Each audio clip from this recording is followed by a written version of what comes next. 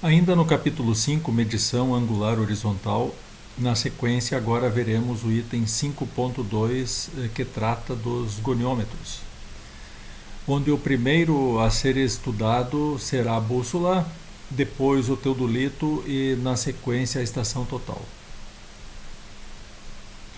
Mas falando na bússola, vamos recordar que faz pouco, em assunto já visto, aprendemos que em ciências geodésicas trabalhamos com 4 tipos distintos de nortes, a saber, o norte magnético, o norte geográfico, o norte de quadrícula e o norte arbitrário. E que o norte arbitrário se obtém escolhendo um ponto fixo e de destaque nas imediações de onde o instrumento está estacionado, que no caso do nosso estudo foi a cruz da torre de uma igreja, ponto fixo este que adota-se como direção norte do sistema que se está trabalhando. Norte este arbitrário. Neste ponto e nessa direção zera-se o sistema angular do instrumento e a partir daí cada ângulo lido no instrumento é igual à direção do azimute arbitrário. Vimos também que o norte magnético se obtém através de um instrumento chamado bússola. Instrumento esse que veremos com mais detalhes a seguir no estudo dos goniômetros, nesse item 5.2. Mas naquela ocasião não vimos como se obtém o norte geográfico e nem o norte de quadrícula. Bom, como se obtém na prática então o norte geográfico? A resposta é por astronomia.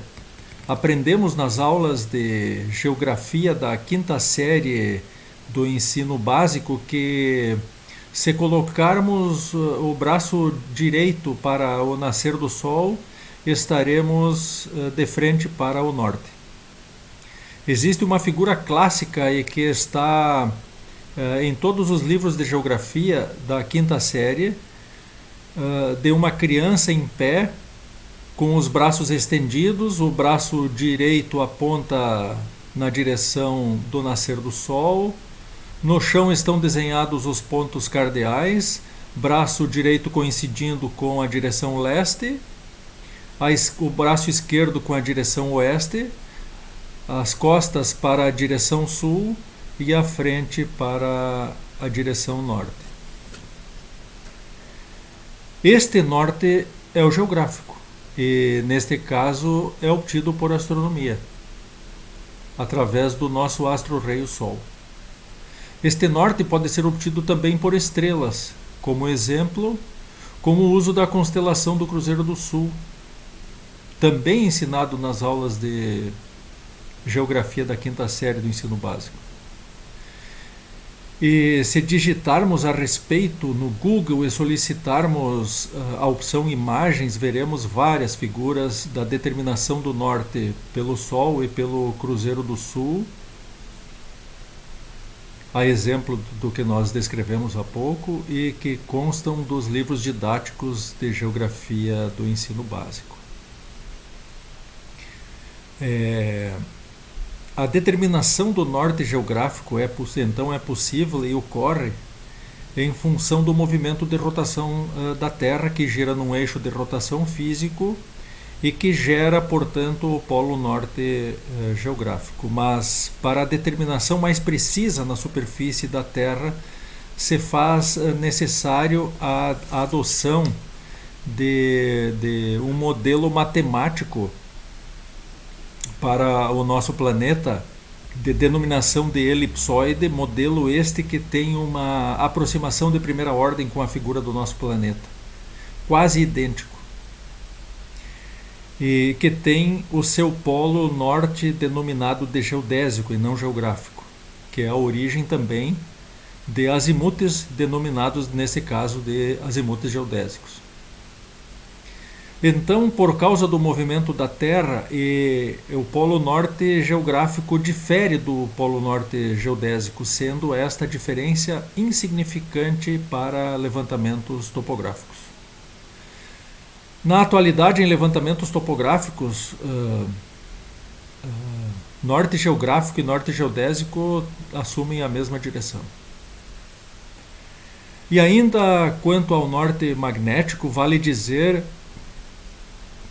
que ele também pode ser obtido pelo cálculo de um ângulo denominado de declinação magnética, por intermédio da utilização de um software específico.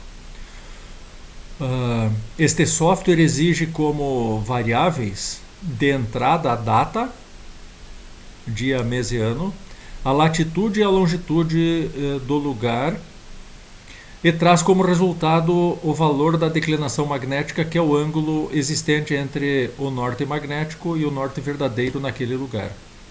E assim, de posse de uma lista de azimutes geográficos medidos num determinado local e da respectiva declinação magnética calculada, consegue-se transformar através cálculo cada azimute geográfico em azimute magnético. Sendo assim, falta-nos agora saber como é obtido o norte de quadrícula. Norte de quadrícula é obtido em levantamentos georreferenciados na aplicação de um sistema de projeção cartográfico específico. Isto será visto com maiores detalhes no terceiro módulo do nosso curso técnico em agrimensura. Entraremos agora no nosso assunto previsto, que é o item 5.2, goniômetros. Goniômetros são instrumentos que medem ângulos sobre um plano, horizontal, vertical ou inclinado, chamado limbo. Entre eles estão instrumentos simples como o transferidor e complexos como uma estação total. Veremos agora 3 tipos diferentes de goniômetros, começando por bússola, depois teodolito e depois estação total. Bússola. Inventada pelos chineses em 2000 a.C. e historicamente usada para a navegação, a bússola possui um campo magnético que é levemente atraído pelo campo magnético da Terra, que chamamos de polo magnético ou polo norte magnético. A partir desta direção, pode-se ler o ângulo em relação ao norte com o azimute ou rumo. Tipos de bússola. Nós temos a mecânica e nós temos as bússolas digitais. Bússola mecânica. Bússola mecânica utiliza uma agulha imantada para apontar a direção do norte. Com um limbo graduado em graus, pode-se medir o azimute diretamente na direção requerida. O uso da bússola nivelada é fundamental para seu perfeito funcionamento, pois a agulha deve se mover livre sobre um eixo devidamente equilibrada ou flutuando num ambiente com água. Dessas 3 bússolas, a bússola de orientação possui água no ambiente da agulha. Essa água serve para estabilizar o movimento da agulha, e ela toma com bastante segurança e firmeza, porque existe mais atrito, a direção do norte magnético. Essa bússola de orientação ela é toda feita em corpo transparente, para que eu possa ler através dela informações contidas num mapa. E também possuem escalas, como se fosse escala milimetrada, mas vários tipos de escalas usadas em cartografia, para que eu possa medir distâncias, e também existem linhas para eu coincidir com os alinhamentos magnéticos da carta e tomar direções azimutais magnéticos para objetos que estão à frente, que eu quero determinar a direção do azimute. Nesse caso tem uma tampa, e se eu abrir a tampa eu tenho um espelho que é dividido em 2 partes por uma linha. Essa linha serve para eu tomar a direção do objeto que eu quero determinar o azimute magnético. Também tem um entalhe para facilitar a minha pontaria. E no reflexo do limbo no espelho eu consigo fazer a leitura direta do azimute. Esse anel preto ele gira independente, ele contém essa linha dupla vermelha e preta, e esse anel preto ele gira independente da agulha. Então eu faço coincidir a parte vermelha desse traço duplo com a agulha da bússola, que assumiu a direção do norte magnético, e no reflexo do espelho dos ângulos, em cima dessa linha, eu consigo fazer a leitura do azimuth e da direção que eu estou tomando. Temos aqui uma bússola de geólogo específica para trabalhos de geologia. Ela é bastante sensível, ela não possui a agulha mergulhada em corpo líquido, por isso eu tenho que trabalhar ela com bastante nivelada, por isso tem uma bolha de nível aqui. E qualquer inclinação faz com que a agulha toque um dos lados no limbo e pode acontecer um arrasto causando um erro sistemático na determinação do azimuth. Então ela tem que ter muita prática e muita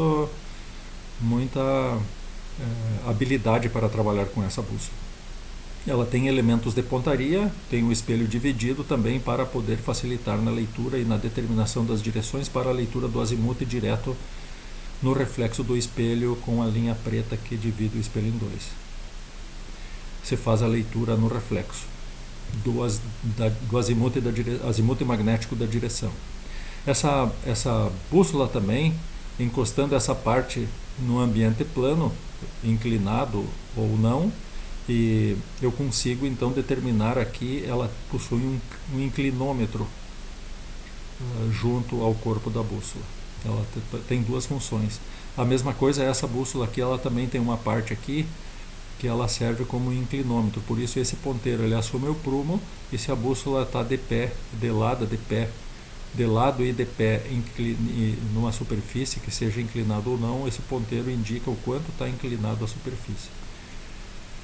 E na direita aqui nós temos uma bússola de característica militar. Qual a diferença dessa bússola para as demais?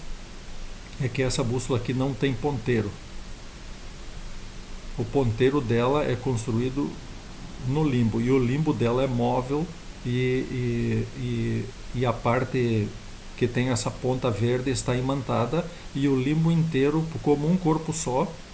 A agulha está contida na construção do limbo, o limbo gira e busca a direção norte, de forma que eu posso ler de pronto já o azimuth indicado aqui num marcador que tem aqui na caixa da bússola. E eu tenho essa peça aqui que contém uma lupa e que eu consigo fazer a leitura então da graduação indicada no limbo da bússola. E também na tampa tem um entalhe e uma alça de mira para eu fazer a visada no objeto que eu quero determinar a direção do azimuth magnético. Bússola digital. A bússola digital não possui uma agulha imantada, mas o campo magnético é gerado por duas bobinas que medem a direção do campo magnético. Existem bússolas digitais que funcionam em 3 eixos, permitindo que ela seja usada fora de nível, o que é uma grande vantagem para o uso em campo. Com o avanço dos smartphones, ela está disponível em diversos modelos, sendo bem acessível hoje em dia. Também se pode encontrar a bússola magnética nos receptores GPS de navegação e relógios de pulso. Existem no mercado algumas mini estações meteorológicas que, além de bússola digital, também possuem barômetro, importante para medir pressão atmosférica para as medições de distâncias com estação total. E essas mini estações meteorológicas também possuem altímetro para determinar altitudes e termômetro para determinar temperaturas. No caso do termômetro, também variável importante para a configuração na estação total para diminuir o erro sistemático em distâncias, na medição de distâncias. Temos aqui então uma bússola digital construída específico para ser bússola, inclusive com um nível para nivelar ela. Temos aqui uma bússola digital como componente do menu de um relógio de pulso. Temos aqui uma bússola digital como componente do menu de um GPS de navegação. E temos aqui uma bússola digital ah, fruto de um aplicativo que pode ser baixado num telefone celular. Erros. As bússolas possuem precisão que varia de poucos graus até muitos graus, dependendo do modelo. Além da precisão inerente ao equipamento, influências do campo magnético externo à bússola influenciam e muito a detecção do norte magnético. Elementos com composição metálica ou com energia elétrica ou magnética são potenciais causadores de interferências como linhas de transmissão, veículos, relógios, celulares, marretas, rochas com composição metálica, foice, facão, baliza, enfim. Esses metais acabam atraindo a parte imantada da agulha da bússola com muito mais força do que o próprio campo magnético terrestre, podendo causar aí erros sistemáticos bem consideráveis. Uma grande vantagem da bússola digital é que elas possuem calibração, permitindo identificar os campos magnéticos do ambiente e compensá-los. Por esse motivo, sempre que necessitar usar uma bússola digital é necessário calibrá-la. A calibração consiste em movimentá-la sobre os seus eixos conforme a orientação do fabricante. Por esse motivo, a bússola serve somente para orientação em campo de forma expedita, sem alcançar a precisão angular necessária aos levantamentos topográficos. Para uma orientação mais precisa em relação ao norte, utilizaremos o georreferenciamento utilizando posicionamento por satélites, GNSS, assunto este que será tratado nas unidades curriculares de Geodésia e GNSS. Medições em campo. Então aqui nós temos essas três figuras representam aquela bússola do tipo militar,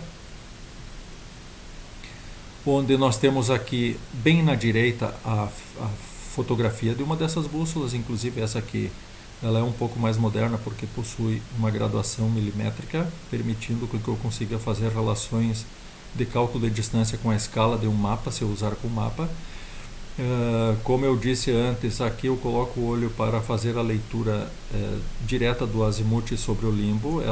Aqui tem uma lente, uma lupa, e aqui existe junto à lupa uma alça de mira e um pequeno arame no entalhe que eu consigo enxergar através da tampa para identificar o objeto para o qual eu preciso determinar o azimuth magnético. Aqui estão os componentes dessa bússola. Então a ocular, a fenda de pontaria, que é a alça de mira, uma linha de pontaria, que é um pequeno arame que está situado dividindo uma fresta que eu consigo enxergar através da tampa, um ponto de referência para que eu consiga fazer a leitura dessa direção com o uso da lupa diretamente no limbo, o mostrador que mostra os ângulos e enfim todas as características do limbo, e uma argola para o polegar que permite segurar a bússola da forma como está no desenho aqui, que é a forma correta para o manejo desse tipo de bússola. Nas figuras abaixo temos as bússolas que são usadas em cartografia, que é aquela que é construída sobre um corpo transparente de acrílico e que contém escalas para fazer medições de distâncias em mapas de acordo com a escala dele. Nesse caso aqui a agulha é independente do limbo. Eu espero a agulha tomar a direção norte e com a mão, com o movimento manual, eu giro esse limbo preto, esse anel preto, que ele é móvel, até fazer o N do limbo preto coincidir com a direção que a bússola indicou, que é o norte magnético, e na direção dessa seta, que está apontada para o objeto que eu preciso determinar a direção do norte magnético, que é o azimuth magnético, a direção do azimuth magnético, eu faço a leitura direta do azimuth aqui no limbo. E aqui nós temos essa mesma bússola com o espelho na parte interna da tampa e que tem um entalhe em cima para fazer a direção do objeto, para tomar a direção do objeto que eu preciso determinar o azimuth magnético, que no caso é uma montanha, e que eu consigo fazer a leitura do azimuth direta no reflexo da imagem do limbo no espelho. E a maneira de se trabalhar com essa bússola é dessa mesma forma. O anel preto ele é móvel, eu coincido o N do anel, escrito no anel preto com a direção do norte, e consigo fazer então de pronto a leitura do azimuth no limbo. Um detalhe que aqui contém uma tinta nesse traço branco aqui, depois tem na parte vermelha da agulha da bússola, e aqui também tem um pontinho branco. Essa cor branca é uma tinta fosforescente, e que com uma pequena iluminação de uma lanterna, por um pequeno período de tempo, eu posso desligar a luz da lanterna e isso aqui fica reflexivo, isso aqui fica iluminado, entre aspas, e permite com que eu consiga determinar o azimuth à noite sem o uso de lanterna. Teodolito. Equipamento destinado para a medição de ângulos horizontais e verticais através de limbos, possui uma luneta eixo de visada com um conjunto de lentes para visualizar mais detalhes. Atualmente os teodolitos não são mais utilizados pela baixa produtividade. Em pouquíssimos casos o uso do teodolito se justifica, como ocorre na topografia industrial. Temos aqui à esquerda um esquema bem básico dos componentes de um teodolito, onde temos aqui o limbo horizontal e o eixo vertical do teodolito, que passa exatamente pelo centro do limbo horizontal e permite que eu consiga fazer a leitura angular horizontal. Temos aqui um eixo horizontal que passa exatamente pelo centro do limbo vertical e que me permite, no entanto, fazer as medições dos ângulos verticais. E temos aqui o eixo de visada, que coincide com o eixo óptico da luneta. 3 eixos principais de um teodolito. Na figura da direita, além de me apresentar esses 3 eixos e os limbos, nós temos outras 3 partes que compõem um teodolito. A primeira parte é a base nivelante, que contém o nível circular. E essa base nivelante, ela contém também 3 parafusos calantes, e ela é rosqueada na mesa e fixa na mesa do tripé. Sobre essa base nivelante, gira uma peça móvel. Ela gira uma peça móvel que se denomina de alidade. É essa parte em U, não considerando a luneta. Essa parte em U acima da base nivelante. Essa parte em U, ela contém o limbo horizontal, o nível tubular e o limbo vertical. E temos como terceira parte a luneta. Esse é o esquema básico de um teodolito. Esquematicamente, os teodolitos são construídos em torno de 3 eixos característicos: eixo vertical, ou eixo principal, eixo horizontal, ou eixo secundário, e eixo de visada, ou eixo óptico. A principal parte do teodolito chama-se alidade, que é o corpo do equipamento propriamente dito, que gira em torno do eixo vertical para fazer as medições dos ângulos horizontais e verticais. O eixo horizontal é o eixo em que a luneta gira para fazer a medição dos ângulos verticais. O eixo de visada é o eixo óptico da luneta. Então temos aqui um teodolito digital, base nivelante com os calantes e o nível circular, a alidade que contém os 2 limbos e a luneta. E temos aqui um teodolito óptico mecânico, e a alidade também contém um nível tubular. Nesse caso aqui também pode-se ver o nível tubular. Independentemente do tipo, os teodolitos são compostos basicamente de uma base nivelante com parafusos calantes e nível de bolha circular, um limbo graduado para a medição do ângulo horizontal, a alidade que gira sobre o limbo horizontal e que contém o limbo vertical e o nível tubular, uma luneta que contém o sistema de lentes, parafusos de fixação dos movimentos e de chamada ou ajuste fino. Os teodolitos são classificados segundo a precisão nominal definida pelo fabricante, seguindo uma norma DIN 18723, conforme a tabela a seguir. Essa norma DIN, traduzindo o DIN, Deutsche Institut für Normung, Instituto Alemão para a Normalização, e que a BNT adota os parâmetros dessa norma, através da NBR 13133/94, norma para levantamentos topográficos. Então, são instrumentos de precisão baixa, classe 1, aqueles que têm desvio padrão menor ou igual a mais ou menos 30 segundos. Precisão média, classe 2, desvio padrão menor ou igual a mais ou menos 7 segundos. E precisão alta, classe 3, desvio padrão menor ou igual a mais ou menos 2 segundos. E como é que eu classifico um instrumento de acordo com a classificação dessa NBR 333? Ao comprar um instrumento, eu vejo o manual de instruções do instrumento e vou nas especificações técnicas. Lá, nessas especificações técnicas, me mostra a precisão nominal angular desse teodolito. E essa precisão nominal angular, ela coincide com esse termo desvio padrão do teodolito. Caso lá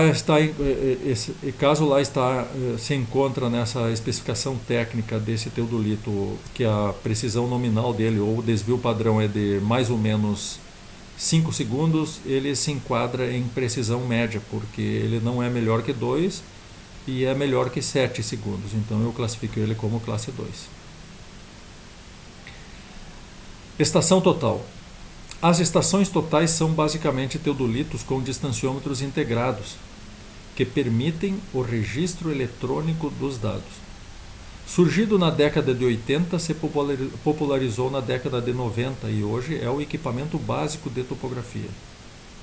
O sistema de medição angular é exatamente o mesmo dos teodolitos digitais, assim como seus componentes básicos também. Como característica física, a luneta a diferencia dos teodolitos, onde dentro dela estão todos os componentes do distanciômetro, emissor e receptor de sinal.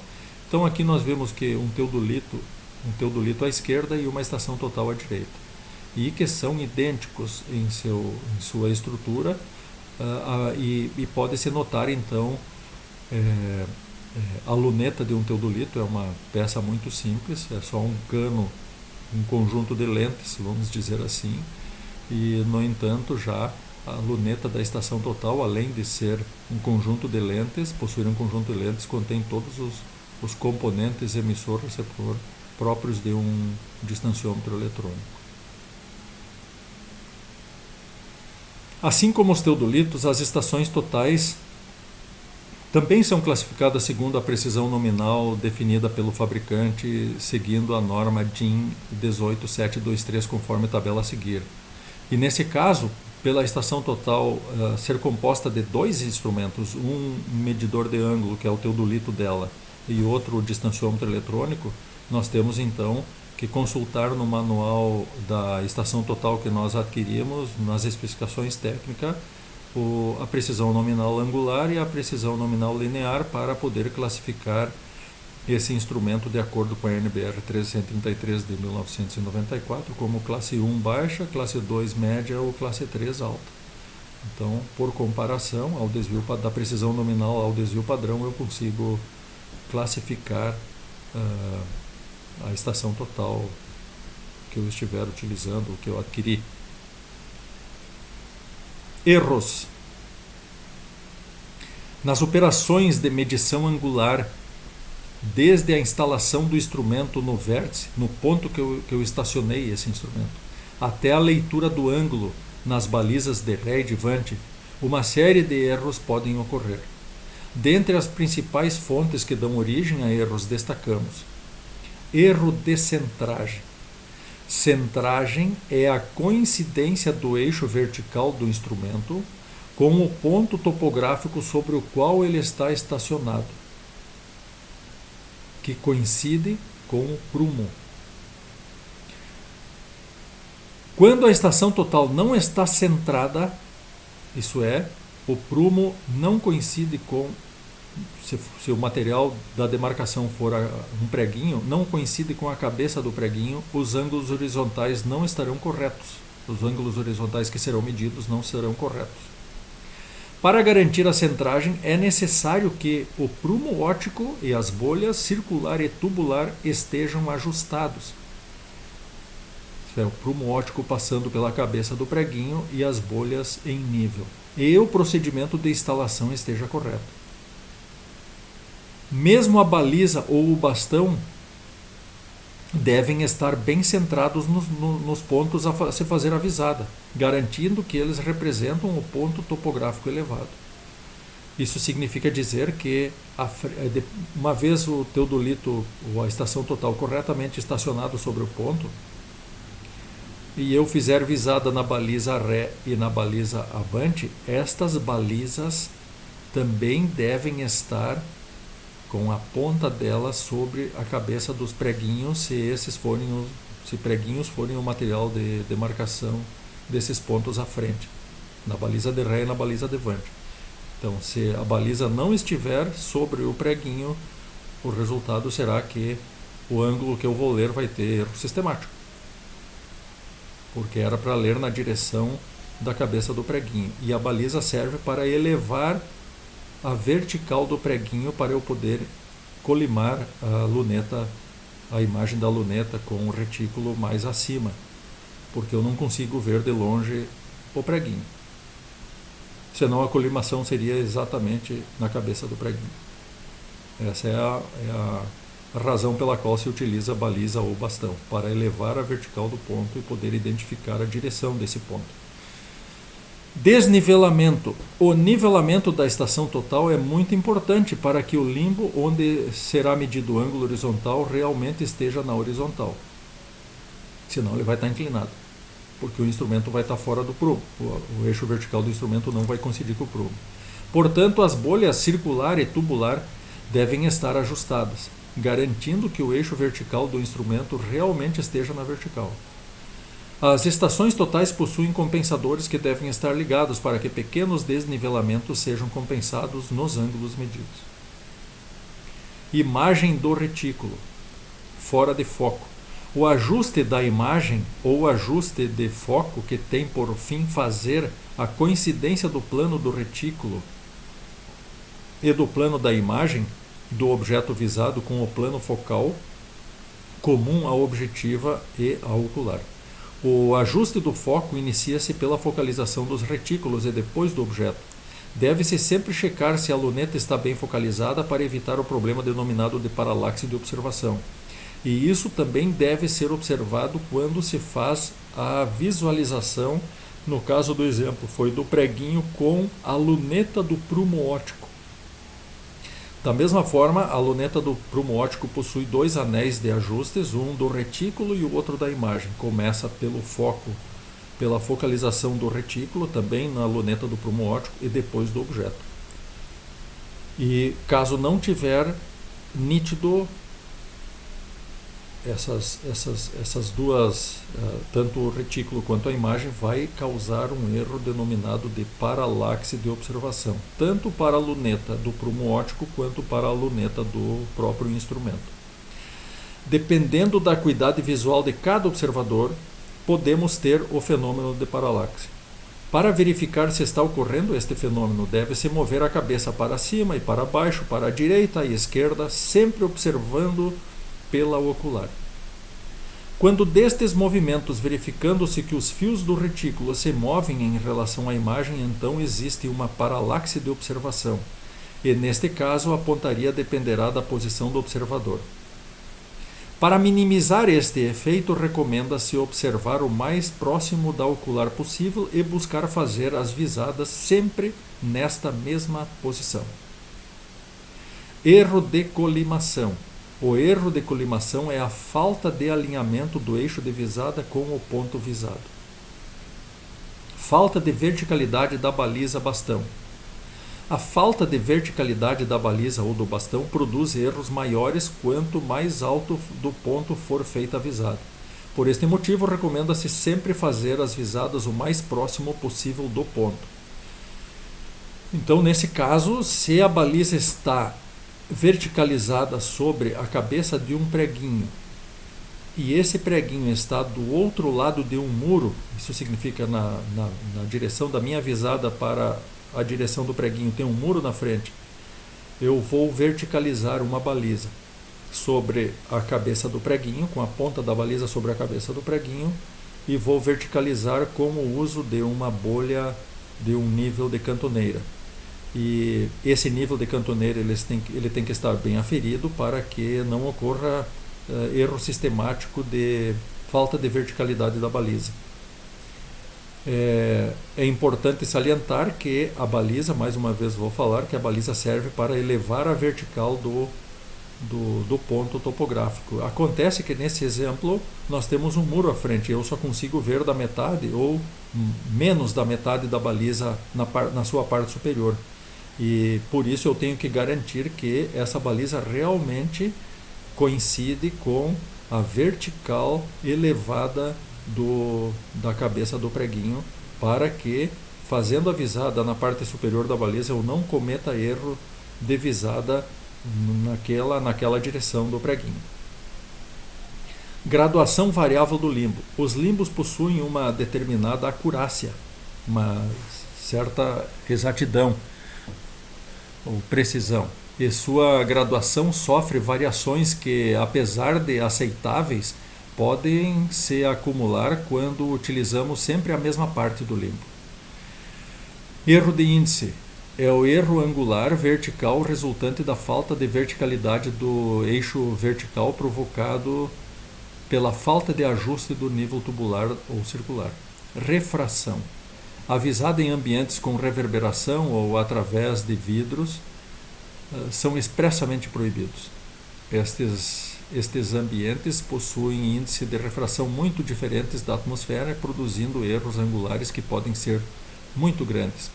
O efeito da reverberação é o mesmo efeito que acontece quando se observa rente a um asfalto, uma distância considerada aí de uns 50 metros, num dia muito quente, ou num telhado um telhado metálico. E aí a gente vê que o aquecimento provoca um distúrbio na atmosfera e que faz mover os objetos. Então, se eu colocar uma baliza numa situação dessas, eu não consigo estabilizar a linha de visada na baliza e poderá acontecer um erro. E por isso, nesse caso, recomenda-se fazer as medições, então, nos primeiros períodos da manhã ou nos últimos períodos à tarde, quando o ar já está mais frio, ou em dias nublados e nos momentos nos quais esses fenômenos não vão ocorrer. Registro errado dos dados. Erros grosseiros podem ser evitados com maior atenção na leitura e na anotação. Com o registro eletrônico dos dados medidos, esse erro foi eliminado. Eu não diria que seria eliminado, mas é porque ainda podem ocorrer. É só imaginar que tanto no número do ponto a ser medido como na descrição, o instrumento ele sugere o próximo ponto. Por exemplo, se eu medir o ponto 1, ele pede para medir o ponto 2, ele já indica o ponto 2. E se eu quero medir uma segunda vez o ponto 1, eu tenho que ir lá e editar uma segunda vez o ponto 1. E mesmo na descrição, eu estou medindo uma sequência de árvores e no meio tem um poste. E se eu meço árvore, sempre a mesma descrição, ele vai sugerindo árvore para a próxima descrição. E aí eu acabei de medir um poste e, por distração, eu não alterei essa descrição para poste e ele mediu um poste, mas registrou como descrição árvore. E se eu não prestar atenção nisso, aconteceu um erro no registro do dado. E mesmo sendo eletrônico, dentro do aparelho no arquivo bruto. E que depois tem que ser corrigido. Porque senão, na representação gráfica, ao invés de poste, vai aparecer uma árvore no ponto medido.